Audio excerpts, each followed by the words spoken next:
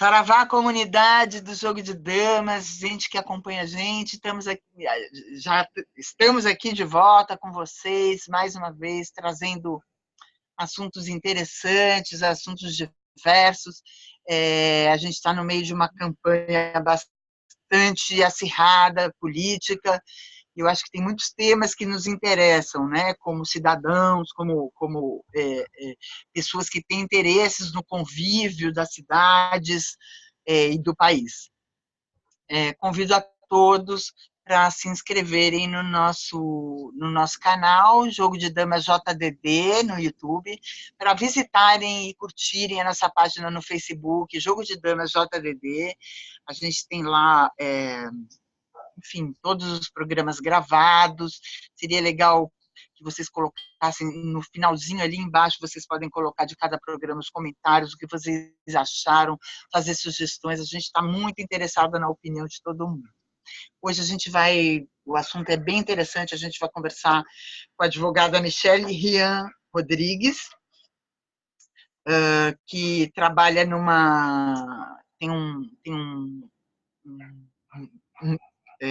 dirige um movimento, né, chamado Reserva Lado, em Porto Alegre. Ela vai contar um pouquinho do que acontece lá. E também o arquiteto Pedro Xavier de Araújo, que é uma pessoa que vai ajudar no assunto, dando uma visão urbanística do impacto na relação das pessoas com a cidade. Então, bem-vinda, Michele, bem-vindo, Pedro. Eu começo com a Michele. Michele, conta um pouquinho para a gente o que é essa questão, né, da Reserva Arado, aí é o bairro de Belém Novo, né, em Porto Alegre.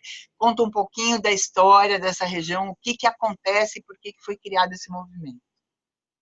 Bem-vindo, Saravá. Tudo bom, Leandro? Obrigado. Bom, o Belém Novo é um bairro que fica no extremo sul de Porto Alegre, né? E é um bairro ainda com características bem rurais. Então, tem áreas de produção de alimentos, de animais, e áreas residenciais que são pequenas perto do resto da cidade, né? Eu mesma, que sou nascida em Porto Alegre, fui conhecer Belém Novo há uns 16, 17 anos atrás, e foi quando eu decidi vir morar para esse lado da cidade, e exatamente por essa característica, assim, de ser quase como uma cidade do interior, né, dentro da capital. E ao longo desses últimos anos aí, posso dizer com certeza dos últimos 10 anos, deu para notar um crescimento muito grande da urbanização para a região extremo-sul, né? E isso foi chamando atenção, né? Porque claro que não é de um dia para o outro, mas tu começa a ver uma transformação da região que é aquela transformação que nunca mais volta a ser o que era, né? Áreas grandes, áreas verdes, que tu começa a ver loteamentos, e aí vai indo aquela... É quase um monstro, né? Devorando as áreas que ainda tem verde na cidade. E eu tenho o privilégio de morar na beira do rio, aqui do Guaíba, né? Assim como meus vizinhos que começaram a se engajar numa questão que era a cobrar da prefeitura a preservação das áreas de preservação permanente que ficam na orla e são bem abandonadas, né? Porque a gente está num balneário, numa área de balneário que as praias retomaram a balneabilidade há uns 20 anos atrás, né? E a gente nota que durante o verão é aquele convite ao porto-alegrense, em geral de mais baixa renda, para vir para esses locais de área de banho, de áreas rurais, mas não se tem cuidado nenhum com essas áreas, né? Então eu e vizinhos começamos a buscar junto com a prefeitura trabalhinho de formiguinha mesmo, cidadão, né? Buscar melhorias, que a prefeitura fizesse o mínimo necessário durante o ano inteiro e desse uma organização para o local. E a partir daí a gente começou a ficar mais atento aí no que estava acontecendo aqui para a região, né? Isso se deu, essa organização começou lá por 2014 e início de 2015. Em outubro de 2015, nós começamos a notar notícias assim que chamaram a atenção, que foi o retorno da zona rural em Porto Alegre, tá? Que era algo bem cobrado pelos produtores rurais da região, aqui da região extremo sul, onde fica o bairro Belém Novo. E aí, em questão de 15, 20 dias, saem novas notícias na mídia dizendo que a zona rural tinha sido reduzida. Quer dizer, recém tinha sido criada a zona rural e em 15 dias, 20 dias já tinha sido reduzida. E foi reduzida exatamente na área da fazenda Arado Velho, que é uma fazenda emblemática aqui no bairro. Ela fica dentro do bairro de Belém Novo. E foi propriedade de um jornalista muito famoso há mais tempo, que era o Breno Caldas, antigo proprietário do jornal Correio do Povo. Isso chamou muita atenção, né? E concomitante a isso, eu vi até através da rede social do meu marido, que na época não estava no Facebook, um vídeo do YouTube com um abaixo-assinado pedindo para as pessoas que apoiassem a preservação da fazenda, porque ela corria o risco de vir a ser urbanizada por conta de um projeto que tinha na prefeitura. Aquilo era uma novidade para mim e para vários outros moradores aqui que eu conhecia. E a partir daí que nós, digamos assim, demos um passo adiante daquela organização mais básica, né, de demandar questões da prefeitura para realmente entender o que estava acontecendo, como é que poderia ser urbanizado uma área daquela, tão grande, tão bonita, tão diferenciada, assim, sem nós que moramos no bairro estar sabendo o que está acontecendo. Né? É quase como tu cair de paraquedas num lugar diferente e não saber o que está acontecendo ali. Bom, isso é uma coisa. Agora, cair a notícia dentro do teu próprio bairro, que é um bairro pequeno, tem poucas pessoas morando, de que um grande empreendimento vai sair e ninguém está sabendo de nada, ninguém comenta nada, né? Isso foi bem chamativo. E aí, nós, por conta de algumas reuniões que surgiram nesse meio de caminho, nós ficamos sabendo que realmente já tinha sido feita uma audiência pública num dia de verão, de greve de ônibus, de temporal, aqueles dias bem propícios para ninguém participar, né? Lá em 2014, para apresentar o estudo de impacto ambiental. E a informação que nós tivemos é que estava tudo de acordo com o que a prefeitura exigia. Ia sair um empreendimento, um mega empreendimento maior em área na cidade, para 3 condomínios e uma área de hotel e ainda uma reserva natural na área da horta.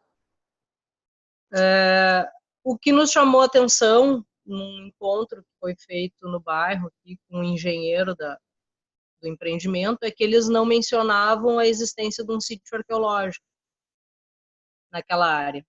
E esse sítio a gente tinha conhecimento porque tem um morador aqui que foi a pessoa que descobriu as peças e alertou a Universidade Federal, e a partir dali se fizeram estudos e realmente foi registrado esse sítio arqueológico. Não era uma desconfiança, aquilo era uma certeza. E aí juntamos uma documentação com relação ao sítio arqueológico, que era o que nós tínhamos documentado, né? E juntamos um grupo de moradores e encaminhamos isso para o Ministério Público Federal e Estadual, ambos, tá? Com as nossas dúvidas com relação à regularidade, digamos assim, daquele projeto para a área da fazenda. E aí, a partir daí, isso foi em 2015, novembro de 2015, a partir daí se desenvolveram 3 investigações dentro do Ministério Público. No Ministério Público Estadual, na parte do meio ambiente, né, na Promotoria do Meio Ambiente, na Promotoria da Defesa da Ordem Urbanística, por conta da alteração do plano diretor, que eu falei lá no início, né, que voltou à zona rural e depois a zona rural foi diminuída, foi reduzida. Essa alteração do plano diretor, ela não teve a participação popular, não teve audiência pública, e ela foi uma alteração do plano diretor que beneficiou o empreendedor, porque viabilizou a construção de acordo com o projeto que eles tinham apresentado, né? E além desses 2 inquéritos no Ministério Público Estadual, um inquérito no Ministério Público Federal para averiguar a questão do patrimônio arqueológico. Realmente, o sítio arqueológico ele já era cadastrado e tombado pelo IFAM, né?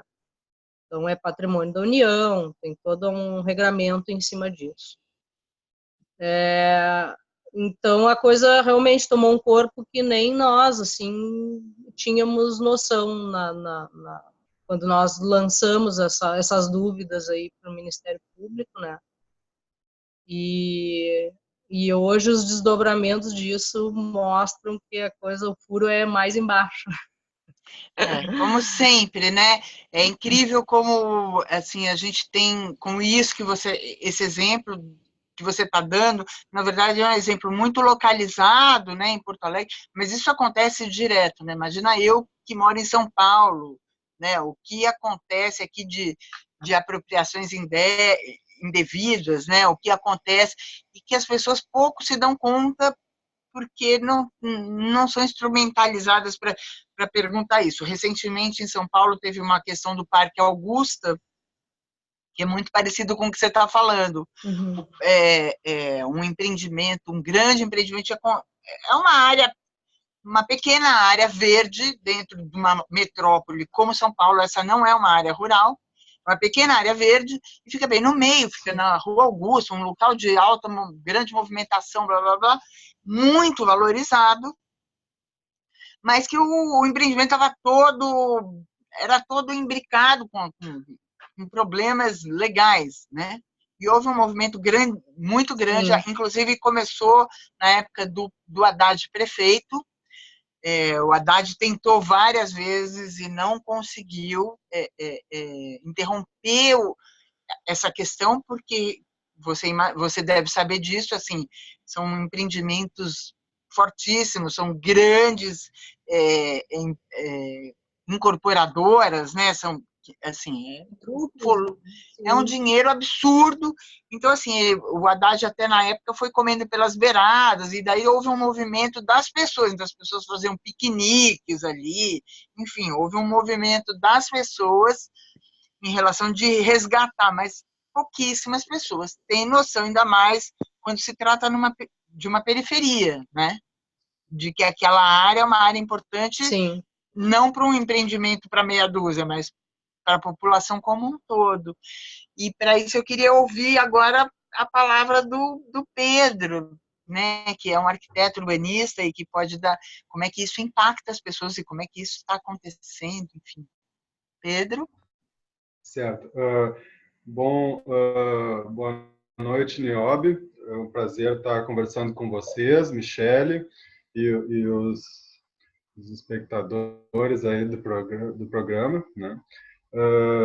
Sim, é interessante que vocês estão citando 2 exemplos concretos de um conflito que ele é bastante comum nas cidades do mundo inteiro, e adquire características específicas nas cidades latino-americanas, né?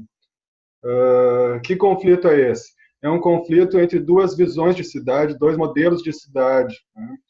Por um lado, aqueles que enxergam a cidade como um negócio, um produto do qual se pode extrair muito lucro, né? e outros que enxergam a cidade como um espaço de convívio, de vivência, o local da sua vida, do encontro com seus amigos, onde quer crescer os seus filhos, etc. Né? Essas duas visões, com muita frequência, elas entram em conflito, né? Porque aqueles que querem transformar a cidade em um negócio, eles têm muito pouca preocupação com o que vai resultar desse negócio, do ponto de vista do uso dos usuários, do convívio das pessoas, etc. Uma vez que eles chegaram nas suas metas de lucro, eles vão se embora e vão investir em outros lugares. Muitas vezes são investidores internacionais que estão mapeando oportunidades globalmente, né? Inclusive, em alguns casos, esses mercados são conectados. Por exemplo, as grandes empresas globais, quando elas vão procurar um terreno ou uma sala ou um edifício no centro de Londres, o preço desse edifício não está balizado pelos imóveis do bairro ao lado em Londres, e sim pelos valores do preço do centro de Tóquio, do centro de Nova York, porque a empresa está decidindo naquele momento se vai se implantar em Tóquio, em Nova York, em Londres, etc. Né? No Brasil, são poucos os casos, assim, a gente não está tão ligado nesse mercado imobiliário global, né? Mas sim, no momento que a gente começou a ter um crescimento econômico, os investidores globais se voltaram para as nossas cidades, voltaram o seu interesse para as nossas cidades. Isso tem muito a ver com o que ocorreu com a Copa do Mundo, com as Olimpíadas, mais com a Copa, porque ela foi um impacto mais nacional, né? E inclusive tem a ver com a situação que a Michelle relatou, do crescimento urbano em Porto Alegre em direção à região sul. Né?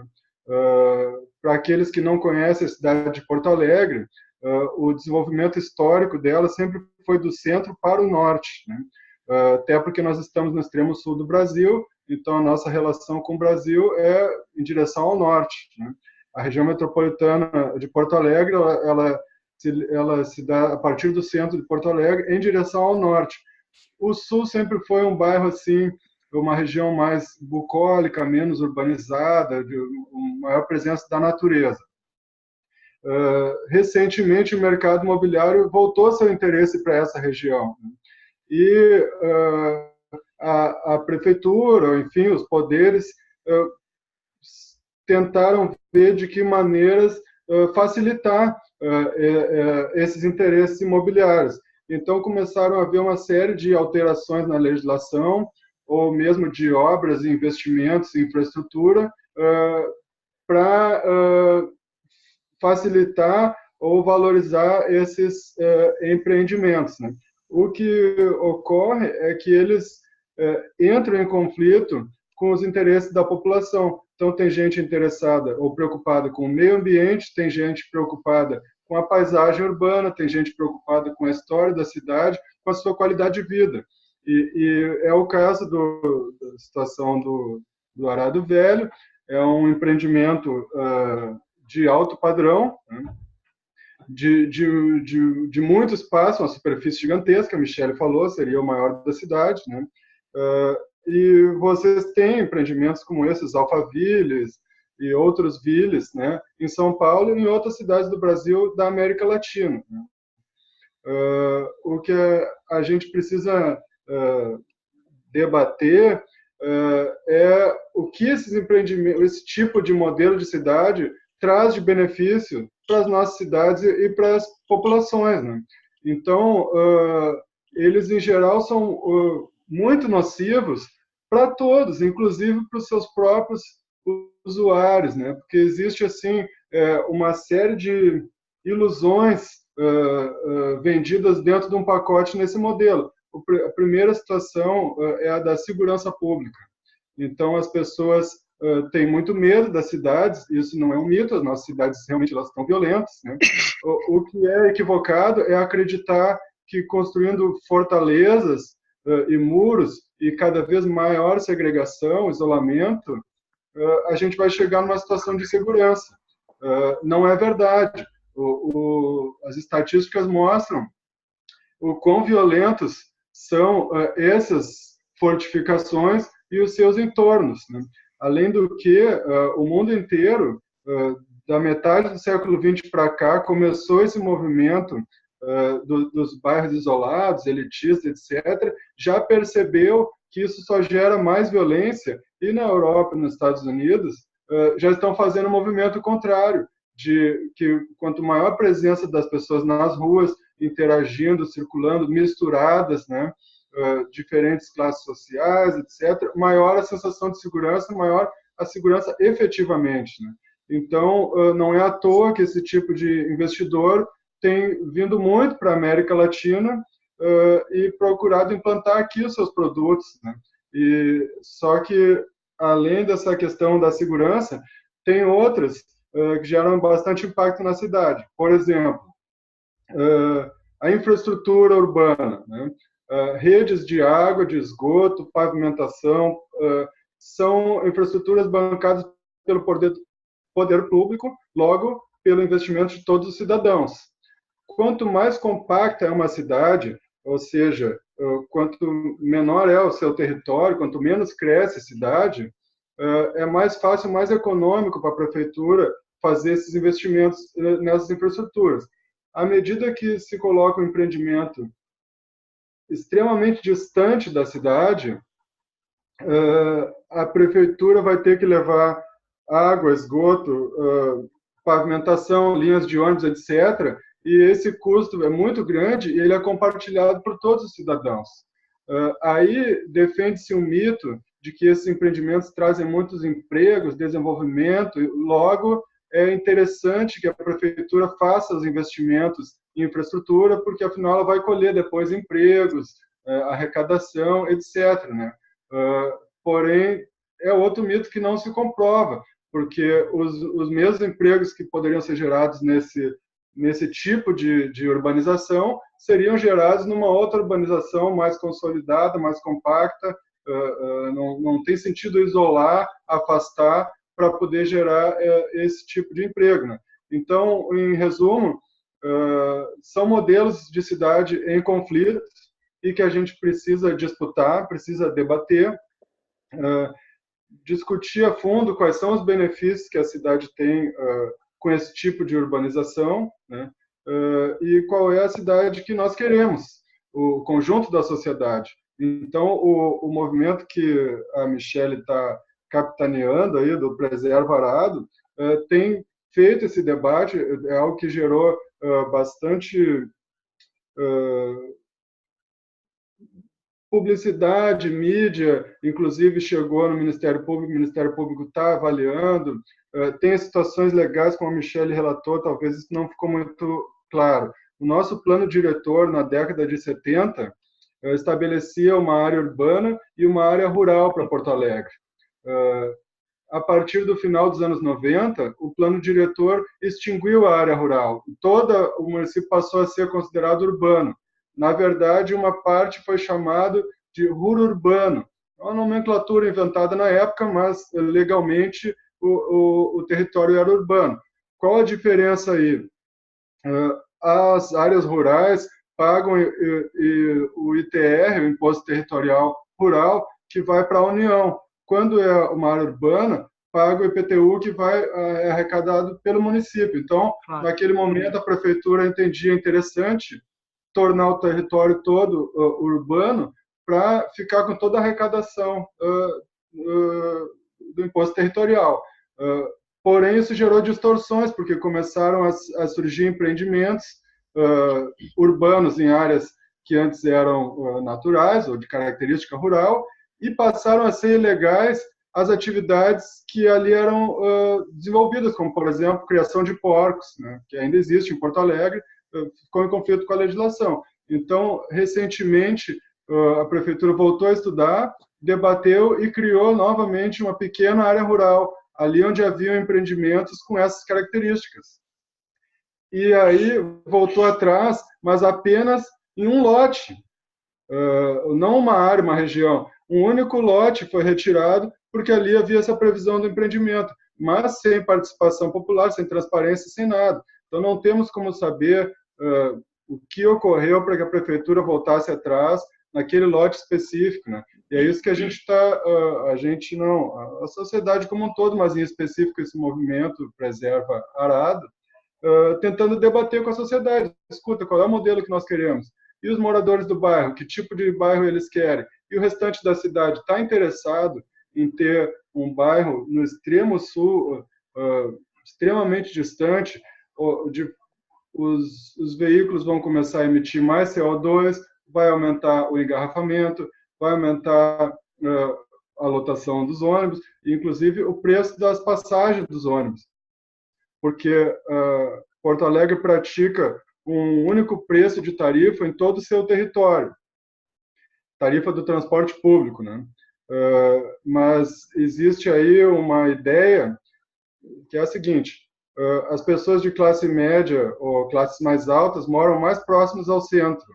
Eles precisam de viagens mais curtas, que seriam menos onerosas, mais baratas, né? Pagariam uma tarifa mais baixa. Quem mora nas regiões mais periféricas são as classes mais baixas. Elas fazem viagens mais longas, pagariam tarifas mais altas.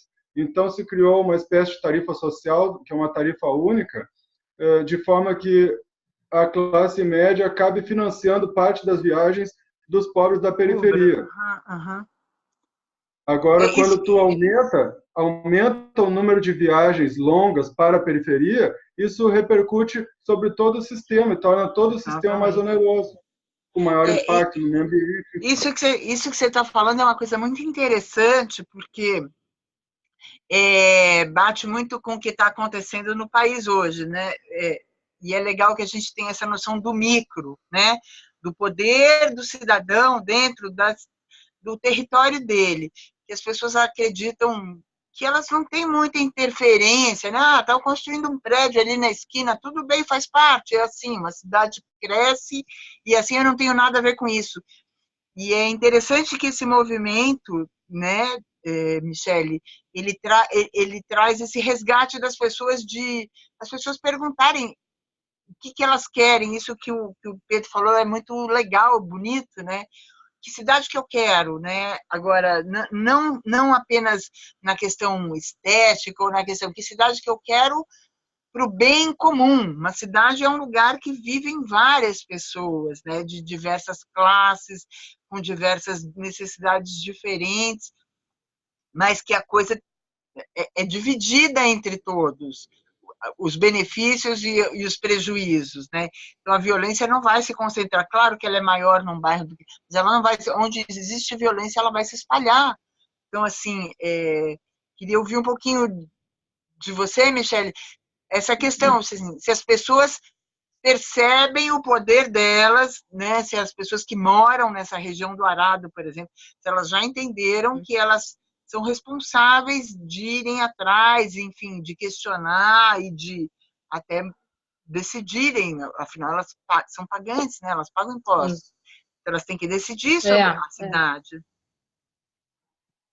A gente vê um quadro bem variado, né, com relação às formas como as pessoas enxergam isso. E, em geral, quem tem um pouco mais de educação formal tende a ter um pouco mais, a acreditar um pouco mais na capacidade do cidadão de interferir na vida coletiva, digamos assim, né? Mas não garante também, porque isso demanda um tempo, um envolvimento que nem todo mundo dispõe ou está disposto, né? Nem todo mundo tem ou está disposto a abrir mão de convívio familiar e outras coisas para se engajar em questões como essas coletivas, né? A maior desconfiança aqui que a gente vem enfrentando, né? Esse grupo que nós acabamos formando um movimento que chama Preserva Belém Novo, né? E desse movimento Preserva Belém Novo, aliado a outros grupos, se lançou a campanha informativa Preserva Arado. Então, muita gente nomina o Preserva Arado como um movimento, mas, na verdade, é uma campanha informativa, né? Onde nós angariamos toda essa informação e o nosso objetivo é distribuir isso para a sociedade, para que o cidadão opine, né? Tenha base para opinar. não receba só aquela informação superficial e peneirada de que é isso ou aquilo. Não, vamos pensar o que nós queremos, né? O que nós entendemos como mais relevante para a sociedade, para essa geração, para outras gerações, para pensar a cidade além do nosso umbigo, né? O bairro além do nosso umbigo. Mas é bem complexo isso, demanda tempo, demanda diálogo com as pessoas, né? E aí, na medida que nós fomos obtendo informações nas investigações, porque quando nós fomos para o Ministério Público, nós tínhamos pouquíssima documentação, basicamente sobre o sítio arqueológico. E na medida que foi se desenvolvendo as investigações no Ministério Público, nós fomos tendo acesso ao estudo de impacto ambiental, ao processo de licenciamento da prefeitura, e toda a tramitação desse projeto, né? Inclusive a informação, por exemplo, de quem propôs a lei para alterar o regime urbanístico da fazenda foi o próprio prefeito. Então, tu vê uma mistura de interesses, né, que revela, né, algo além. Isso quer dizer, o prefeito propôs alterar o regime urbanístico daquela fazenda para beneficiar o empreendedor. Ora, bolas. Qual era o motivo disso? Ele como um prefeito, né? Qual o benefício para a cidade, né? Já que ele representa o cidadão. Exatamente. Qual é o benefício do cidadão, exatamente, em alterar o regime urbanístico para urbanizar uma área que é toda ela ainda rural. Quer dizer, vamos pensar nisso, né? Mas a gente nota, assim, é um trabalho de formiguinha, né?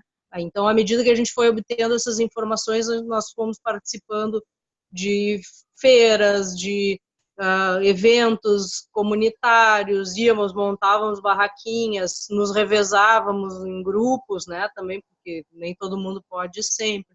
Íamos e conversávamos muito com as pessoas, porque a gente lançou um abaixo-assinado que era propondo a criação de uma unidade de conservação naquela área, né? Para benefício, um parque para benefício de toda a população, né? Então estávamos disseminando essas informações e repassando essa proposta para o cidadão. Então vimos de tudo, né? E cada dia que a gente vai para a rua e dialoga sobre isso, a gente vê coisas diferentes às vezes, né? Mas tem muita gente que realmente admira isso e reconhece esse trabalho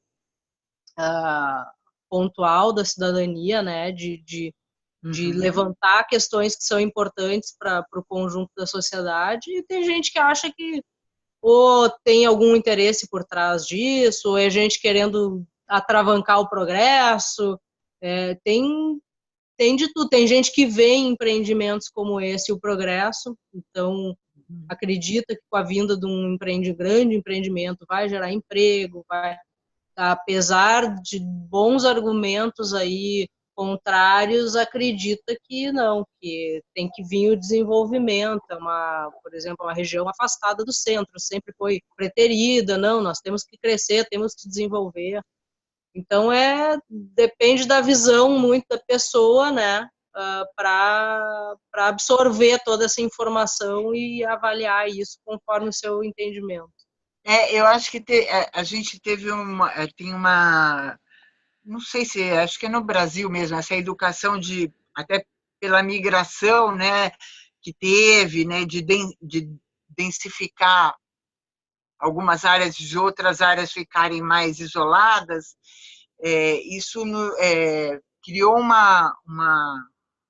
uma certa metáfora, né, de que o desenvolvimento é no Sudeste, Sul-Sudeste, né, dos grandes prédios, e já a Amazônia é aquela coisa atrasada, né, o Pantanal, que são áreas, ou seja, criou-se esse mito, né, de que, enfim, o desenvolvimento vem exatamente com a exploração imobiliária, né, e não que essa exploração imobiliária seja uma coisa criminosa, não é?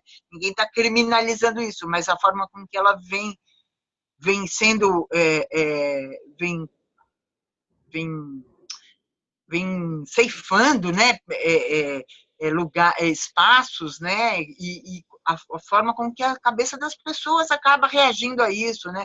Não, então você fica tranquilo que aqui vai ter farmácia, vai ter padaria, vai ter, né? Ninguém vê. É incrível isso. Eu morava, né, numa região afastada também de São Paulo, quando eu era garota. E eu lembro que não tinha asfalto, blá, blá, blá, e era uma região super agradável, meio, não é fora de São Paulo, mas era distante do centro, tal. Então era super agradável, tal. E conforme a cidade vai crescendo, enfim, aí foram chegando os grandes prédios e a gente percebendo isso, os vizinhos todos se cotizaram e falaram: ó, seguinte, ninguém vende nada aqui. Se um não vende, o outro não vende, e aí os caras criou. E aí um dia, quando a gente se deu conta, só o meu pai que não tinha vendido e a gente ficou cercado de prédios. E aí desvalorizou a casa. Sim. Então, assim, porque as pessoas, né, existe essa cultura de que agora vai chegar uma pressão, né? Exatamente, é muito forte, uma pressão. Né? É muito forte. Muito. E queria que o Pedro falasse um pouquinho disso também, Pedro. Niobe, é bem interessante isso que tu está falando. Eu acho que aqui cabe a gente fazer também uma crítica, embora seja complicado nesse momento atual, mas uma crítica do projeto que a esquerda trouxe para o país, né, que apresentou muito o crescimento econômico como o único motor possível para o nosso desenvolvimento, né? Então, assim, ó, valia a pena fazer Belo Monte, valia a pena trazer Copa do Mundo, fazer um monte de estádio, porque aquilo ia nos levar para frente, né? Em que medida? É algo que a gente precisa questionar, assim, ó, a própria noção da palavra ou do conceito desenvolvimento, né? Ele Exatamente. É apresentado no mundo inteiro, mas no Brasil de forma muito forte, como um sinônimo de crescimento. Então, se utiliza a palavra desenvolvimento urbano, por exemplo, como sinônimo de urbanização. Tá aumentando a mancha da cidade, tem mais asfalto, mais prédios, então é um desenvolvimento urbano. Ora, será? Qual é o tipo de desenvolvimento possível, né? Então, quem sabe partir para uma cidade com menos impacto social, quer dizer, com menos impacto ambiental, com maior possibilidade de convívio entre os seres humanos, isso não seria desenvolvimento? Não precisa ter o dinheiro envolvido ou mais circulação de dinheiro para ser desenvolvimento, né? Isso em primeiro lugar. Em segundo lugar, eu acho interessante que vocês estão colocando sobre a possibilidade de diálogo e de resolução de conflitos entre diferentes visões. Porque, como eu coloquei no começo, esse conflito entre duas visões de cidade não significa que uma tem que sair vencedora e a outra tem que sair perdedora. É necessária uma mediação entre essas duas visões. Não é interessante que a cidade como negócio venha, atropela todo o desejo do cidadão e implante ali o seu modelo de forma autoritária, forçada e destruidora. Também não é interessante, ou quer dizer, seria utópico imaginar que os cidadãos unidos vão viver eternamente numa cidade dos anos 60, né? Nós estamos no mundo capitalista, infelizmente tem coisas que são inevitáveis. Tá?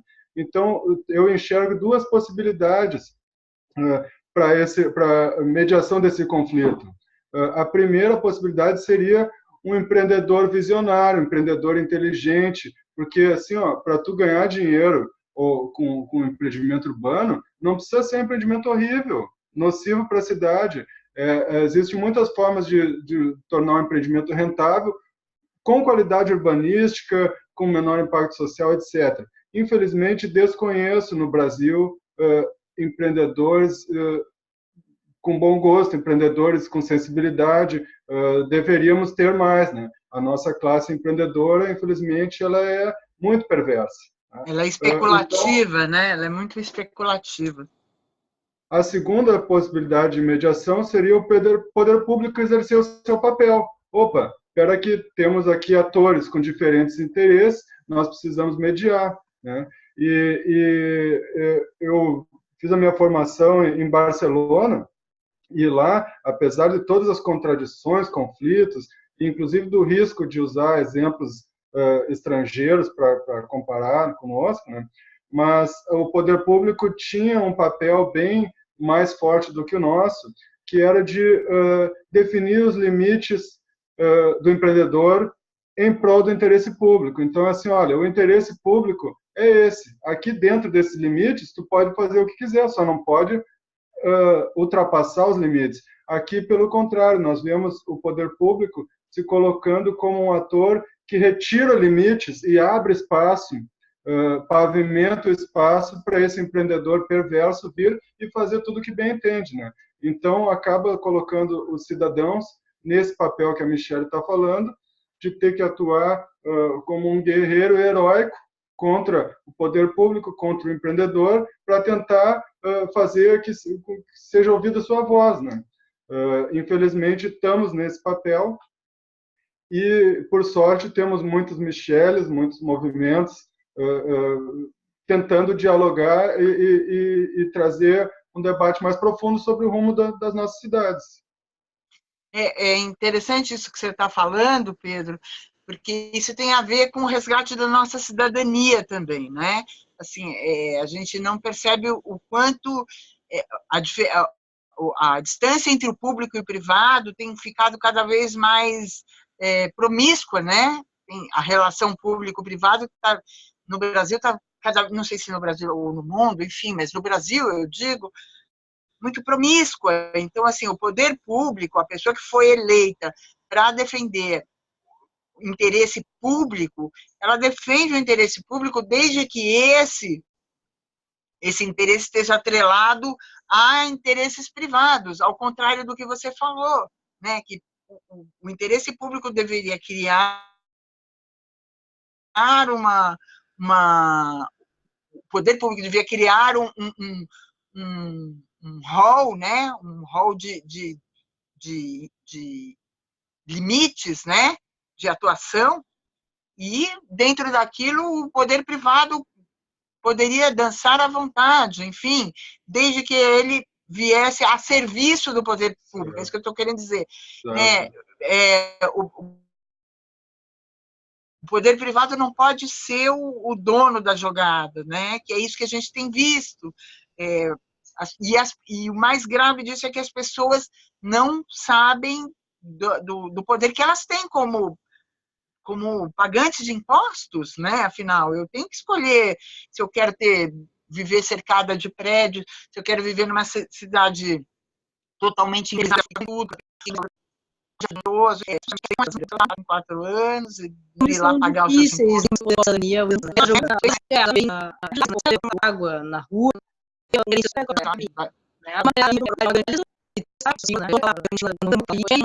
não pode ver, né? Questão também de que convém pagar. O que Michelle está fazendo é um papel muito corajoso.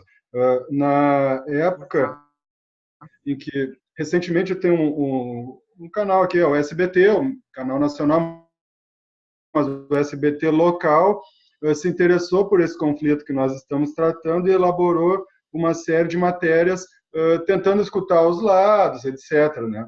Inclusive, na ocasião, eu fui dar uma contribuição sobre a questão urbanística e de mobilidade. Eu perguntei para o jornalista como ele tinha tido coragem e como que os editores dele tinham permitido e se ele não estava sendo ameaçado, né? E aí, para mim, não foi uma surpresa, foi uma confirmação. Ele me relatou, assim, que uma série de ameaças, ele teve que tirar férias, teve que sair um tempo. Então, assim, esse medo ele tem uma razão de ser, né? Agora, eu queria resgatar uma questão que vocês falaram sobre a dificuldade da participação e a própria falta de consciência das pessoas do seu papel, né, dos cidadãos. Eu acho assim, esse é um enorme desafio, não é só brasileiro, né? As democracias, elas no mundo inteiro precisam evoluir, se aprofundar. Não é uma questão de a cada 4 anos votar, né? E não é fácil esse desenvolvimento da democracia. Agora, nós também não estamos começando hoje. Então, Porto Alegre tem um histórico muito interessante, com base na experiência do orçamento participativo, que colocou os cidadãos como atores, debatedores ou decisores de pelo menos uma parcela dos investimentos públicos, por mais insignificante que seja essa parcela de investimentos, o processo em si é muito relevante. E a gente tem ainda hoje nas comunidades da periferia lideranças ou pessoas que não são lideranças, mas que têm essa experiência muito vivida, né? E os projetos políticos que se sucederam depois da experiência da administração popular, nenhum deles conseguiu eliminar de todo o orçamento participativo e esse processo de debate sobre a cidade, sobre os rumos da cidade. De certa forma, eles aparelharam o processo, diminuíram a força do processo, mas ainda é muito vivo em Porto Alegre essa experiência, né? Então, as comunidades têm essa vivência de poder opinar, de poder definir os rumos do seu desenvolvimento, umas mais, outras menos. Depois, o próprio prefeito que criou isso em Porto Alegre, o prefeito Olívio Dutra, foi ministro das cidades, e ele levou para o Ministério das Cidades muito forte essa noção de democracia. Então, toda a legislação urbanística brasileira recente, ela dá muita ênfase à importância da participação do debate público. Só que mesmo isso colocou para nós técnicos um desafio. Como é que eu faço um plano realmente participativo? Como é que eu faço um projeto participativo numa sociedade tão desigual, com tão pouca educação? As pessoas, quando eu me dirijo, por eu ser arquiteto, as pessoas já têm medo de dirigir a palavra para mim, porque elas se sentem diminuídas, elas não se sentem habilitadas para participar de um debate desse tipo. Então, o nosso desafio é muito grande, mas já existem alguns passos. E eu, como arquiteto, hoje em dia eu sou servidor público, mas antes disso trabalhei em escritório, fazia planejamento urbano. A gente sempre se propôs a fazer metodologias de participação efetivas, que não fosse uma audiência, cada um fala, né? E olha, é um desafio muito grande, mas existem experiências bem-sucedidas e é um desafio de todos nós melhorar essas metodologias, melhorar essas políticas, para que elas possam ser efetivas. Não pode haver uma alteração de grande impacto na cidade sem que os cidadãos discutam e manifestem sua posição, né?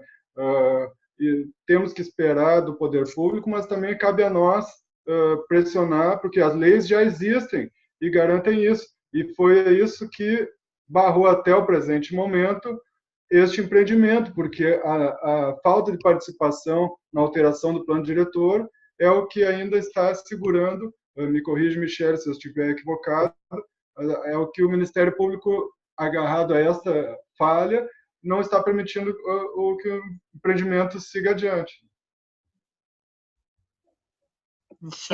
Hoje o o empreendedor é réu numa ação, onde a prefeitura também é ré, para anular a lei complementar que alterou o regime urbanístico sem a participação popular, né? Realmente foi onde o Ministério Público atacou de pronto, né? Essa questão por realmente estar desrespeitando a legislação. Michele, isso significa que está parado? Desculpa te interromper. Só para a gente esclarecer. Isso que você disse, por eles serem réus, isso significa que não se pode mobilizar nada. Está parado esse projeto. Não, o processo de licenciamento foi suspenso e a lei complementar está também suspensa por conta de uma decisão liminar da Justiça. Então, para que o empreendimento saia do papel, depende que o plano diretor autorize, né? Como a lei que alterou o plano diretor está sendo discutida, está tudo em suspenso por enquanto. Mas a gente tem ciência de que mesmo que hoje está aguardando sentença esse processo, mesmo que esse processo, digamos assim, o Ministério Público saia vitorioso e anule todo o processo legislativo, a gente sabe que provavelmente o empreendedor vai tentar alterar o plano diretor, talvez de outra forma, né? Porque a alteração que eles fizeram daquela lei proposta pelo próprio prefeito na época é uma alteração gigantesca, né? A lei permite que se construam, eles aumentaram o índice construtivo em 12 vezes. Então, onde antes podia uma residência, passou a poder 12. Um aumento gigantesco, né? Essa lei permite até 3.664 unidades na fazenda.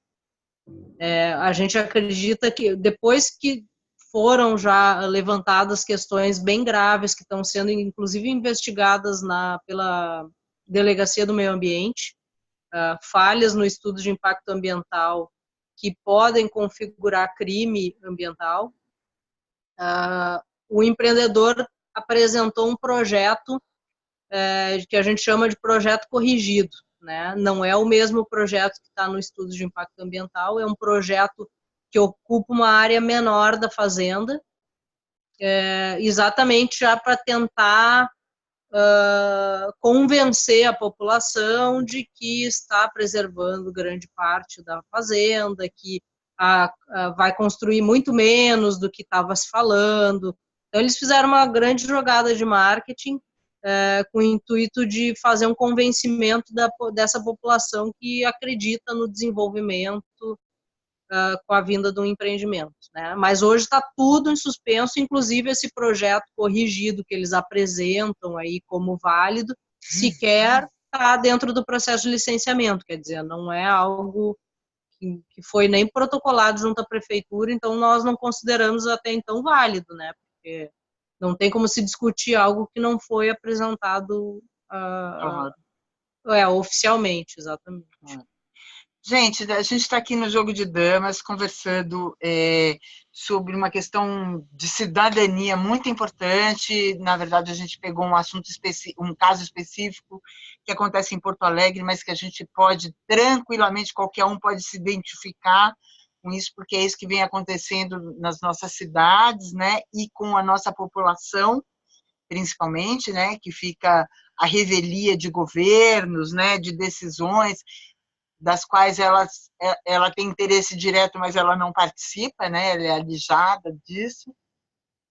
E a gente está conversando com a Michele Rian Rodrigues. É Rian mesmo, Michele? Rian, isso.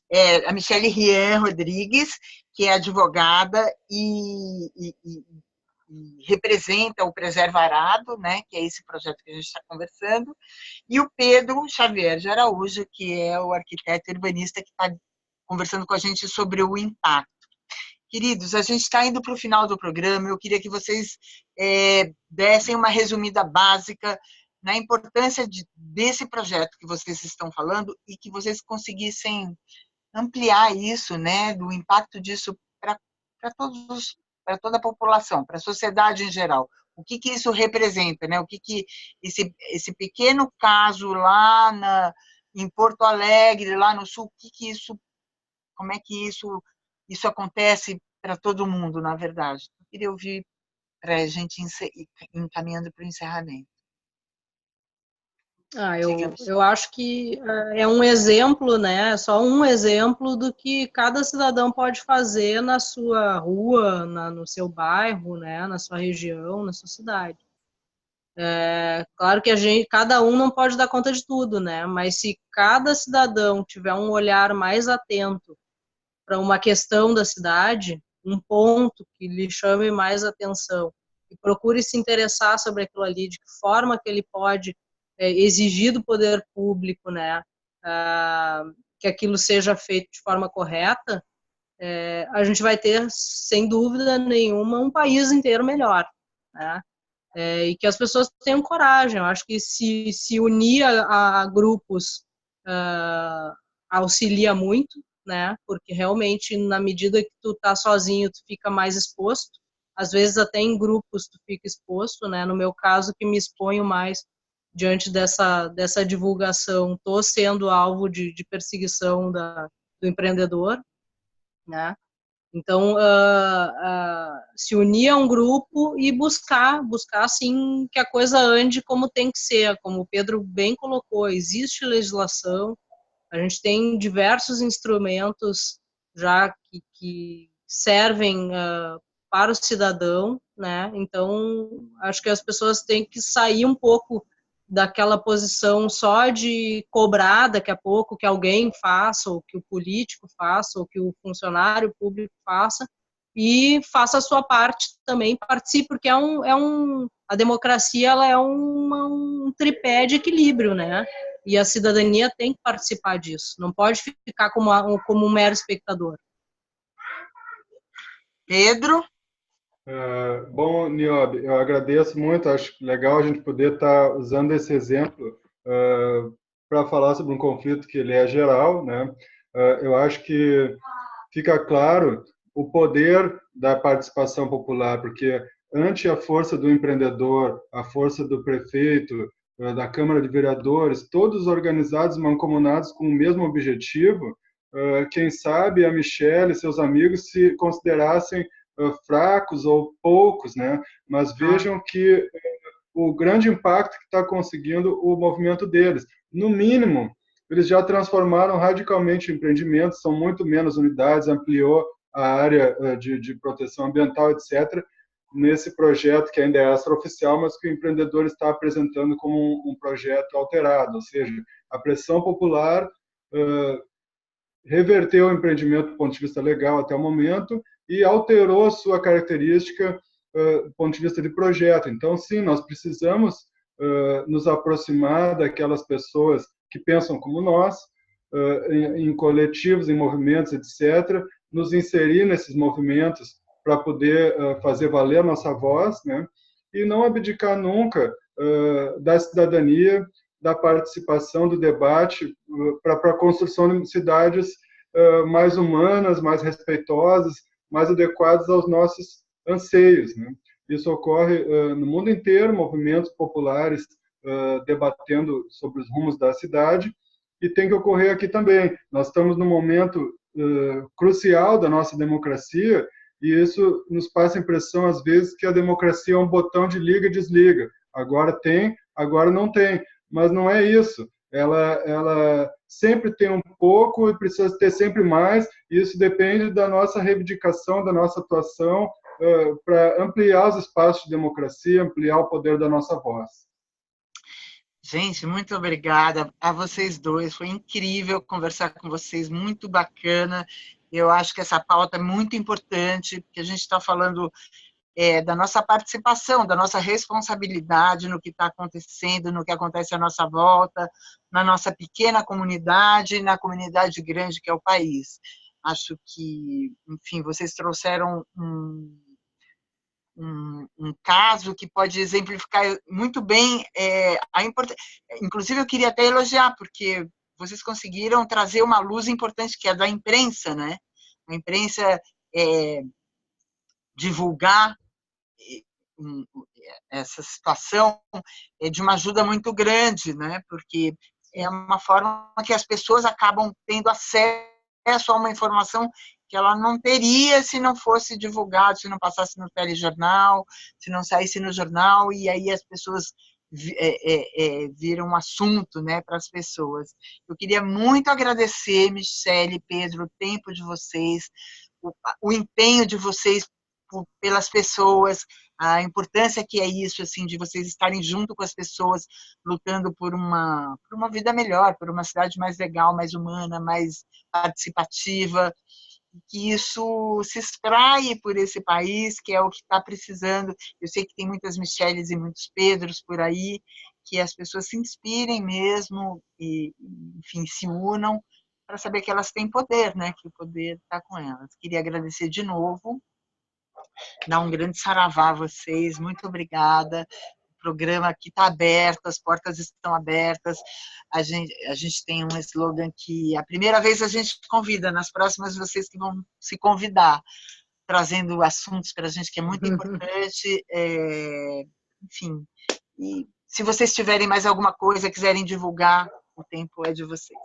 Obrigada. Eu queria só trazer um Obrigada, elemento. Eu queria te agradecer. Diga, Pedro. Olá, Michelle. Não, só te agradecer novamente o teu espaço e esse debate assim de alto nível, né? Porque isso auxilia muito, né? Para que a gente possa disseminar a informação, né? E te agradecer mais uma vez, agradecer a Poliana, todo o pessoal. E a grande, na verdade, esse é resultado dos contatos que a gente vai fazendo ao longo desse caminho, né? Que é a grande construção. É isso que transforma, né? Uhum. Diga, Pedro. Certo. Não, só queria trazer um elemento que é um elemento bem especial, que, pelo limite do tempo, ficou fora aqui do nosso debate, que é a participação do povo Guarani, né? Eu lembrei disso. Era bom que você falasse, Pedro. Porque são situações bem especiais, assim, ali no Arado é o segundo caso, né, de um conflito semelhante. A inserção dos guaranis numa luta que é bem diferente dessa nossa luta política. Claro que é uma luta política também, mas com um viés bem diferenciado, né? E a forma como eles estão encontrando de entrar nas brechas dos conflitos no nosso sistema. Então, nós temos uma situação aqui, o governador atual do Rio Grande do Sul, ele extinguiu, ou pretendeu extinguir, uma série de fundações estaduais. E uma dessas fundações cuida de questões ambientais e tem ainda um imóvel que os guaranis identificavam como um imóvel ancestral seu no município de Maquiné. Então, o governo manteve um impasse com a justiça muito grande se ele podia ou não extinguir aquela fundação. Enquanto o impasse estava em aberto, os guaranis disseram, bom, se não querem mais essa terra nossa ancestral, nós vamos tomar, né? E eles ocuparam aquela terra sem em prejuízo para as funções que vêm sendo desenvolvidas por aquele órgão, e tornaram bastante mais complexa essa situação. No Arado Velho, da mesma forma. Ali, como a Michele falou, é uma terra comprovadamente ligada à ancestralidade dos guaranis, tem vestígios arqueológicos, etc. Né? Então, enquanto se desenrolava esse conflito entre a sociedade civil, o empreendedor, a prefeitura, o Ministério Público, os guaranis voltaram para o lugar que consideram seu, né? Diz, bom, enquanto vocês brigam, nós estamos voltando para nossa terra, né? Isso tornou muito mais complicado, complexo, né? Inclusive, muita gente quer colocar responsabilidade no movimento, como se o movimento tivesse induzido ou sugerido, né? E é claro que não tem nada a ver com isso, é muito mais complexo, né? Mas traz um colorido especial para esse nosso caso específico, né? A presença deles reivindicando uma terra ancestral sua em harmonia com a natureza, que no fim se aproxima bastante do projeto que a comunidade do bairro imagina para a sua região. Incrível isso, porque isso também tem a ver com esse momento político que a gente está vivendo, né? Que estão sendo questionados o que se chama, o que se acostumou chamar de minorias, né? Que na verdade são os brasileiros originários, né? Os guaranis, enfim, todas as etnias que foram sendo empurradas para os cantinhos, né? Para ficarem escondidas. É muito interessante que tenha ocorrido um processo inverso, que eles tenham se reapropriado do que lhes pertencia, aproveitando-se de uma brecha dessa discussão, que isso se torne um exemplo, que isso se torne inspiração, quando a gente tem ouvido tanto se falar em reduzir terras para indígenas, para quilombolas, enfim, para as comunidades originárias. Mais uma vez, obrigada a vocês, obrigada à comunidade Jogo de Damas, JDD, as portas estão abertas, não esqueçam de se inscreverem no nosso canal, Jogo de Damas JDD no YouTube, Jogo de Damas JDD no Facebook, deixa lá seu comentário, põe lá, enfim, a gente está aberto a conversas, a discussões. Queria agradecer a Suzy Flecha, produtora, Poliana Barreto, nossa pauteira, enfim, saravá todo mundo, muito obrigada e até a próxima.